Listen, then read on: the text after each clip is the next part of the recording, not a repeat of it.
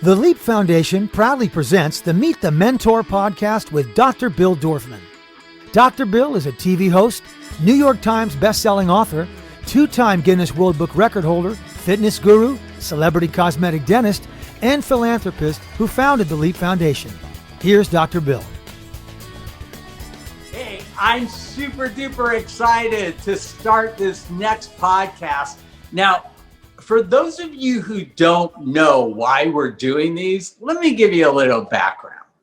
We've done LEAP for the last 13 years at UCLA, and every year we get about 450 amazing students show up.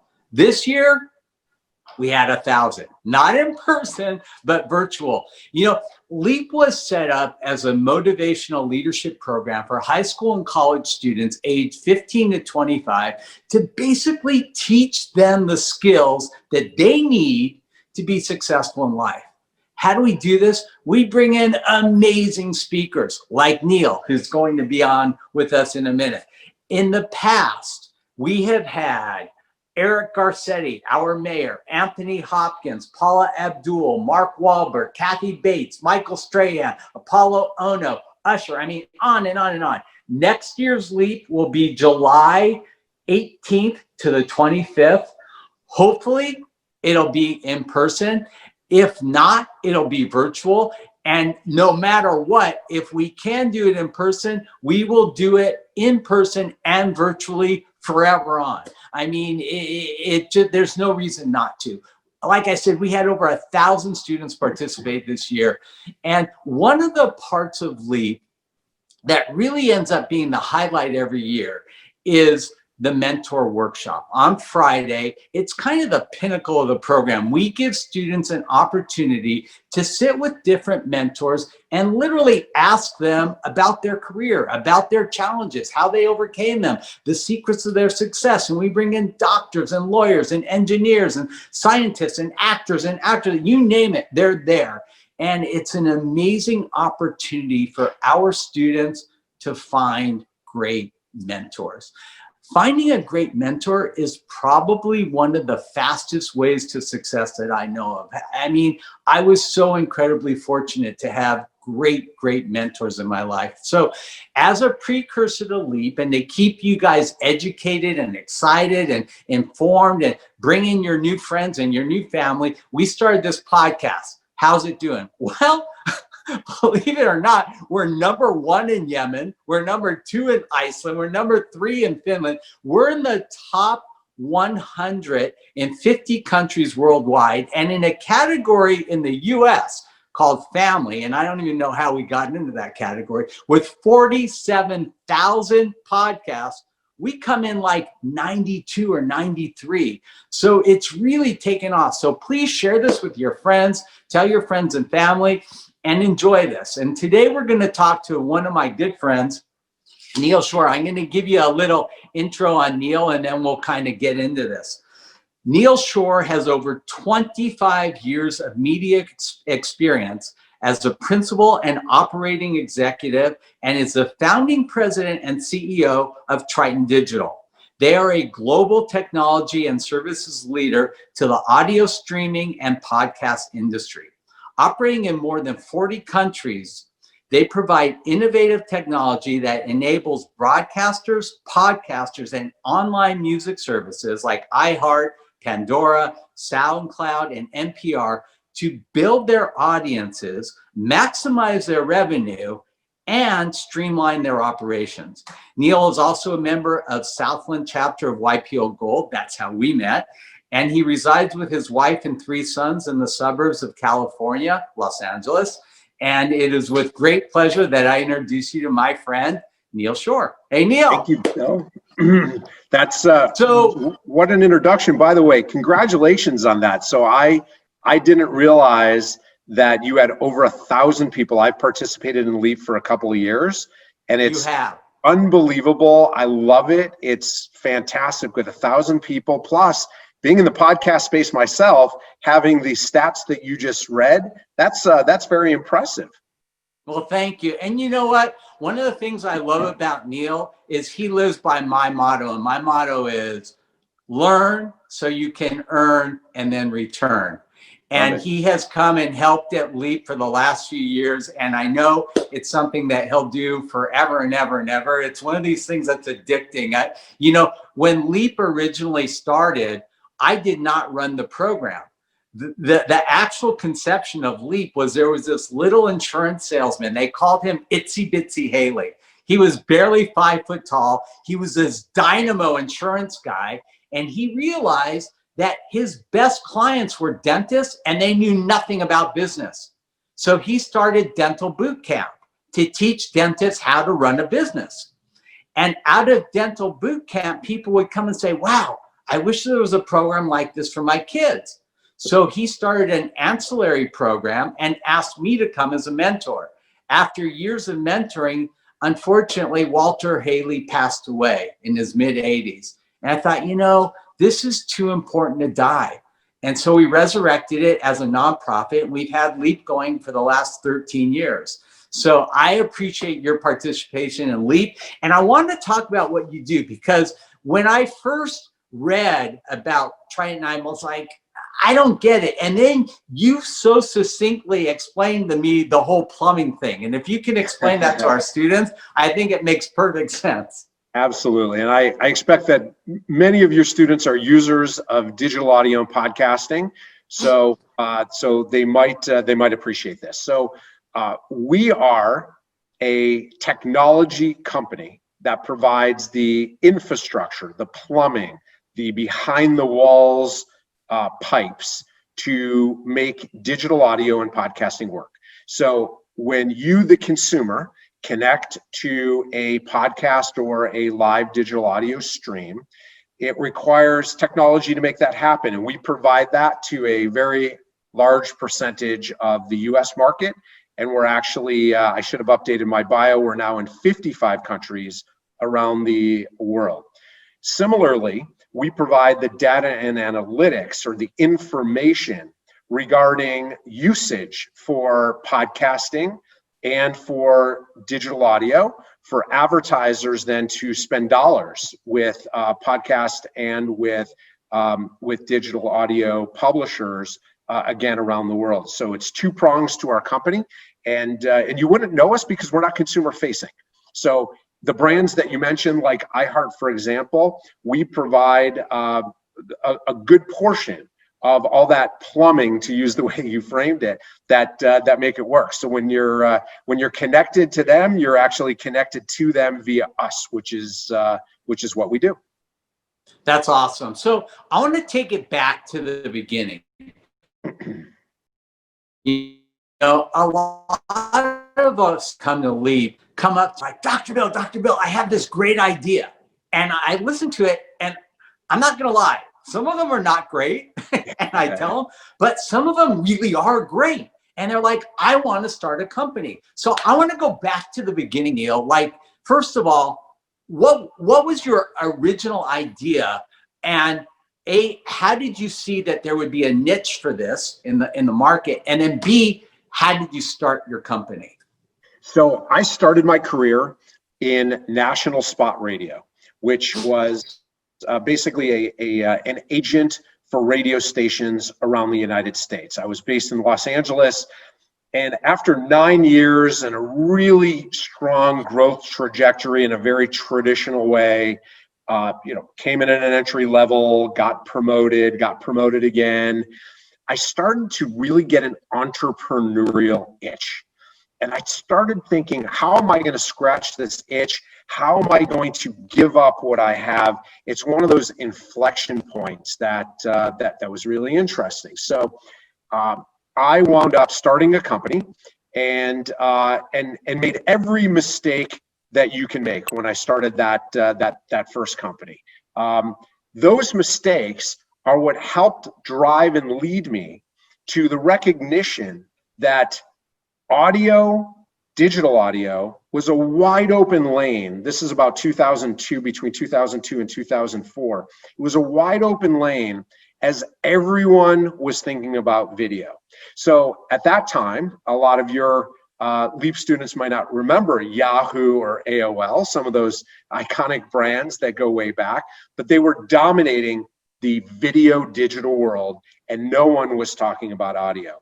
So what I decided to do was really focus in on having a niche, owning or dominating some little piece of this large digital world. And that's what I did. So I started working on it in 2002, got more serious by 2004, and launched the company in partnership with Oaktree Capital, a private equity firm, in 2006.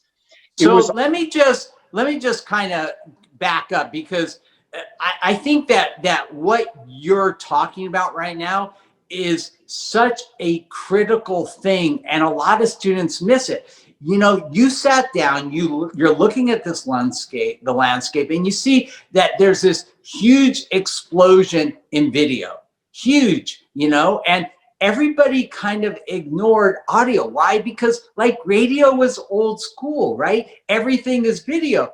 But there actually was a huge niche there that wasn't being filled at all. So your idea was, let those guys take the video. That's great.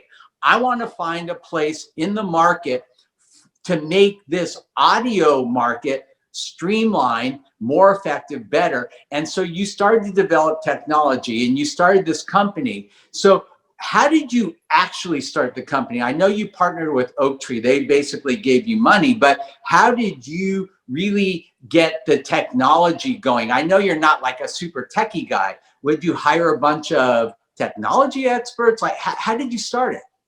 So I'm not a technologist. I understand enough about technology to have been able to start the company and have vision for purposes of what you're asking, and for the LEAP students.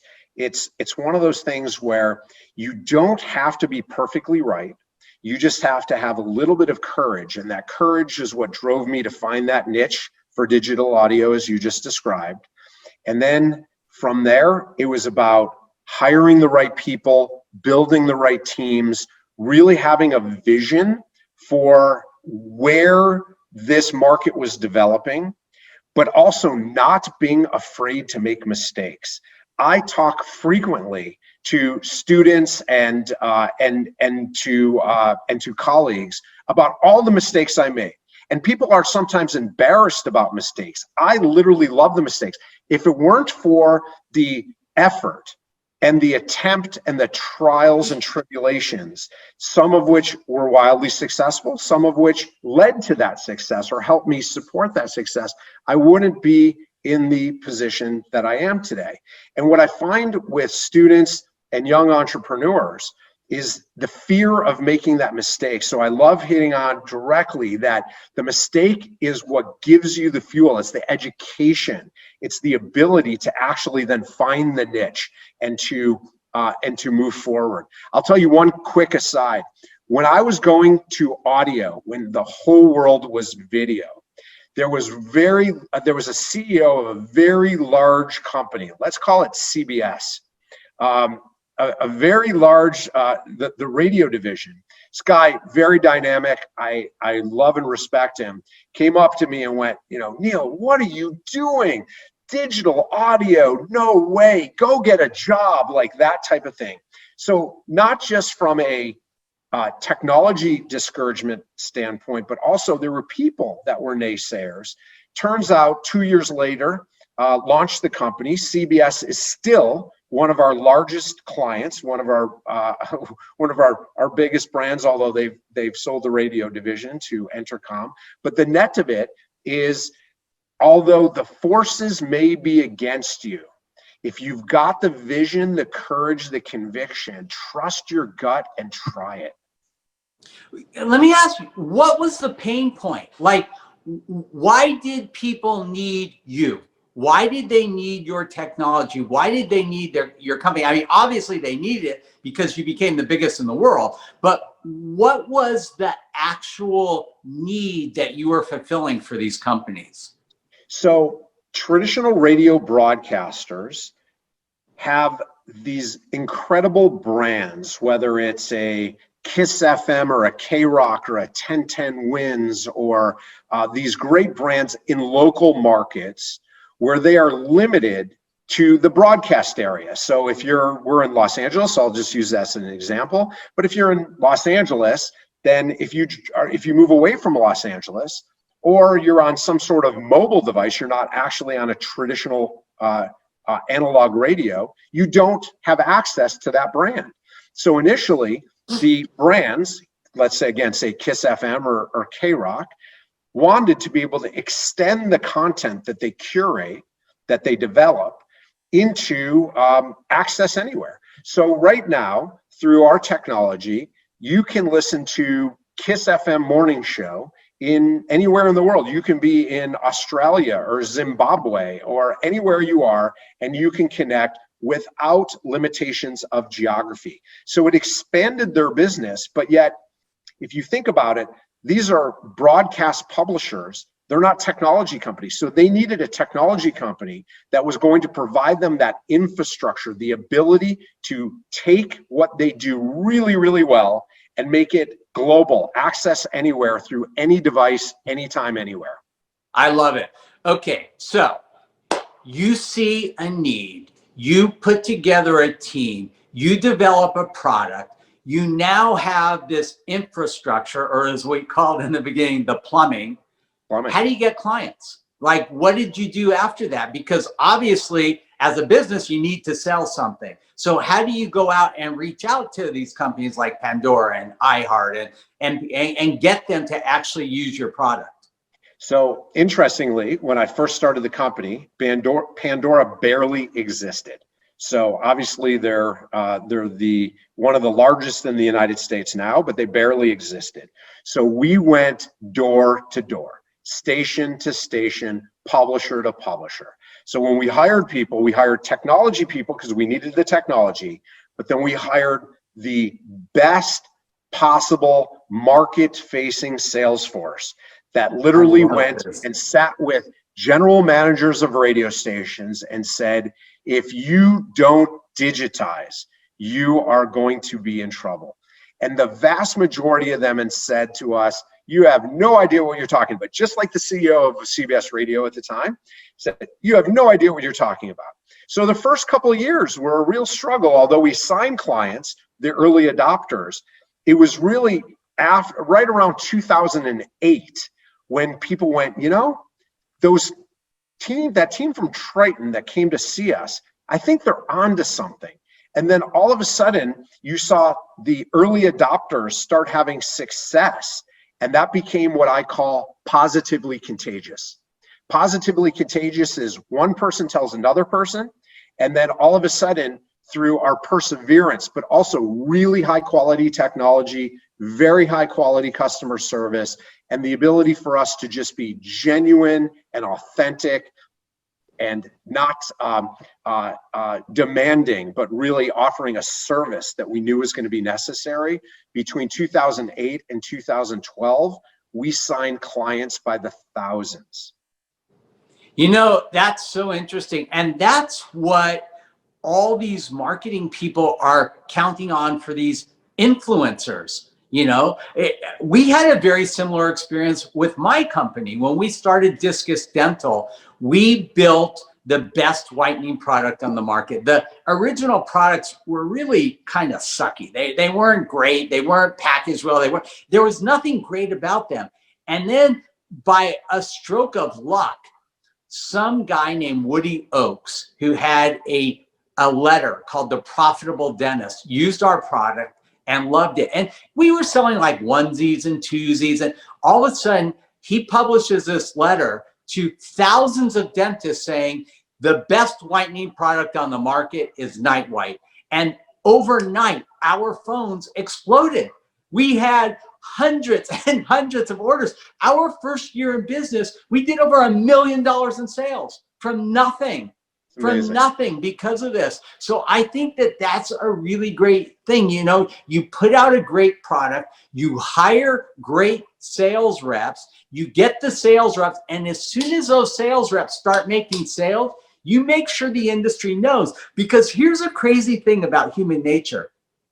One of the things that drives us to buy isn't the ability to gain as much as the fear of loss.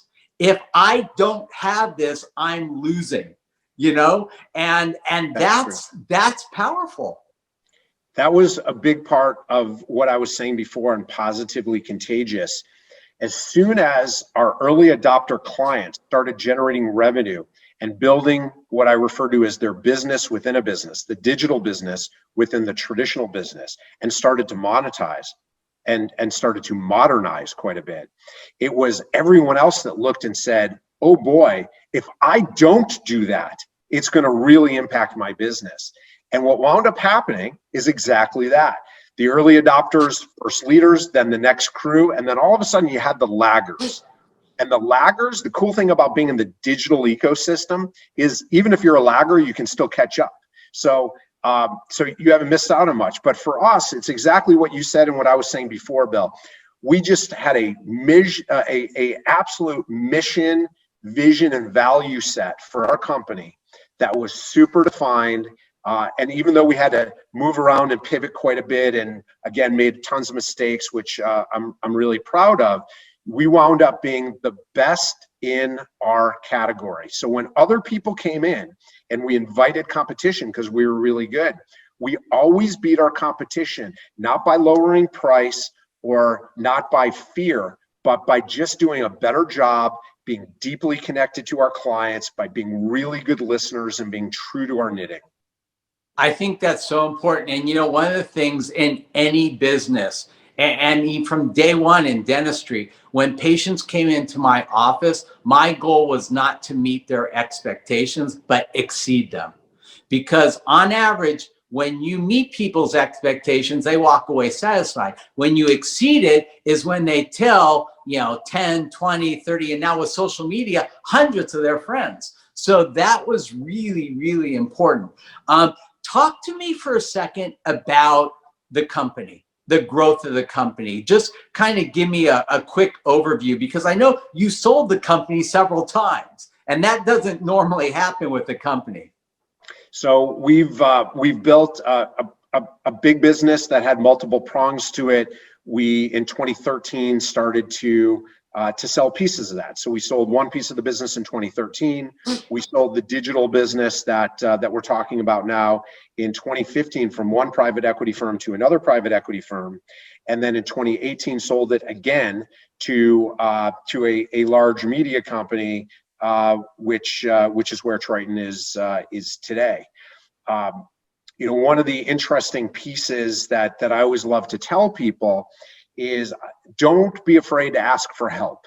So even though I was building this business and I'm not a technologist, but I'm an entrepreneur that understands technology, it was all about building the right team and build your people who build your business, one of my mottos, but also about asking for help. So as we were going through the transactions, not just with great bankers, but as you mentioned, YPO and other networks of individuals that are in my trusted family, friends and family, it's critical to ask for help.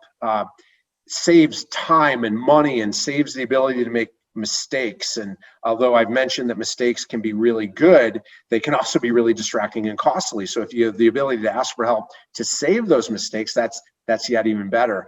So the journey through the sale processes and the building and then the sales processes of the company have been fascinating, but it's all about the people that I have chosen to surround myself with.